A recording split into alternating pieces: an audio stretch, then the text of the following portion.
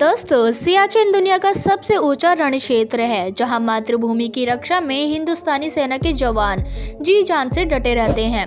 यहां जिंदगी कितनी मुश्किल है इसका अंदाजा इसी से लगा सकते हैं कि पिछले 30 साल में हमारे 846 जवानों ने प्राणों की आहुति दी है।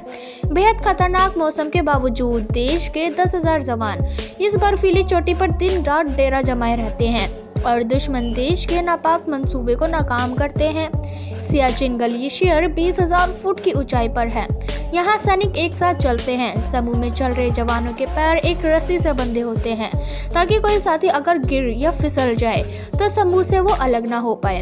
ऊंचाई वाले जिस स्थान पर जवानों की तैनाती होती है वहां तक पहुंचने के लिए सैनिकों को बेस कैंप से 10 दिन पहले यात्रा शुरू करनी पड़ती है। इसके लिए सैनिकों की टुकड़ी रात को 2:30 या 3 बजे निकल पड़ती है ताकि 9 बजे से पहले वहां पहुंचा जा सके। दिन में बर्फ धंसने का खतरा ज्यादा होता है, इसलिए रात में निकलना पड़ता है।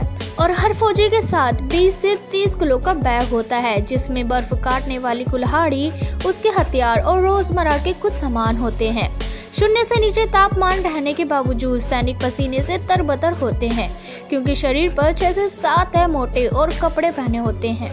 सैन्य पोस्ट पर पहुंचते पहुंचते फौजियों के शरीर और कपड़े के बीच पसीने की पतली परत जम जाती है और गर्मी बढ़ने के साथ साथ इसके टूटने की आवाज भी सुनी जा सकती है। खाने में लिक्विड ज्यादा उपयोग होता है। खाने के सामान टीन के कैन में सप्लाई होते हैं। सूप पीना हो तो पहले उसे पिघलाना पड़ता है। टीन का कैन भी जम गया हो तो इसे पहले पिघलाना पड़ता है। सूप के पिघलते ही जितनी जल्दी हो सके उसे पीना पड़ता है क्योंकि शून्य से नीचे तापमान पल भर में उसे फिर जमा देता है। मौसम की हालत यह होती है कि कुछ ही समय में तापमान 0 से 60 डिग्री नीचे तक चला जाता है और बर्फीले तूफान ऐसा कि पलक झपकते ही सेना की पूरी टुकड़ी काल के काल में समा सकती है। दूध के कैन को खोलने में 40 मिनट तक का वक्त लग जाता है क्योंकि हाथ इतने बंधे होते हैं और उस पर कपड़े की इतनी मोटी तह होती है कि डिब्बी को पकड़ पाना आसान नहीं होता। और दोस्तों, आपको बता दें, चॉकलेट और सूखे मेवे सैनिकों के लिए काफी मुफीद माने जाते हैं क्योंकि वो बर्फ में जमते नहीं हैं और जम भी जाए तो उन्हें पिघलाने की जरूरत नहीं पड़ती। पानी के लिए अलग से कोई सुविधा नहीं होती क्योंकि जवानों को बर्फ पिघलाकर ही पीना होता है। इसमें भी सावधानी बरतनी होती है क्योंकि बर्फ भी दूषित हो सकता है। भूख की कमी बड़ी समस्या है लेकिन जिंदा रहने के लिए कुछ न कुछ खाना ही पड़ता है। इसमें गर्म और ठंडे की दिक्कत ज्यादा है।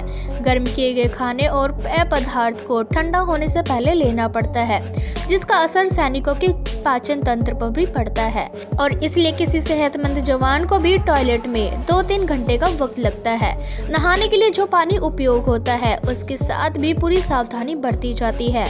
नहाने के दौरान पानी जमे नहीं, इसलिए उसे बराबर स्टोव पर रखा जाता है। केरोसिन तेल यहाँ की लाइफलाइन है क्योंकि इसी पर सब कुछ निर्भर करता है। पहले इसे कैन में सप्लाई करते थे लेकिन अब पाइपलाइन बिछा दी गई है। सियाचिन में सबसे बड़ी समस्या अंगों के जमने की है। शरीर का जो हिस्सा किसी मेटल के संपर्क में आता है पलक झपकते ही वह जम या कट जाता है, फिर उसे दुरुस्त करना काफी मुश्किल हो जाता है। ठंड से अंगों के कटने का भी खतरा होता है जिसे शीत दंश या फर्स्ट बाइट कहते हैं। दुश्मन देश की गोलियों से ज्यादा खतरा हमारे सैनिकों को शीत दंश का होता है, इसलिए जवानों को ऐसे कपड़े मुहैया कराए जाते हैं जो इस खतरे को टाल सके। बेहोशी और बराबर सिर दर्द बने रहना यहाँ की दूसरी सबसे बड़ी समस्या है। जो जवान यहाँ डटे रहते हैं उनमें शरीर का वजन घटना, भूख की कमी, नींद न आना और याददाश्त खोने की शिकायत भी सामान्य है। बोलचाल भी सामान्य नहीं रह जाती। जीभ फंसने से धीरे धीरे हकलाहट आने लगती है। सियाचिन में जवानों के लिए टीन के कैन में राशन भेजा जाता है। सेब या संतरे पल भर में जमकर क्रिकेट के बॉल की तरह हार्ड हो जाते हैं।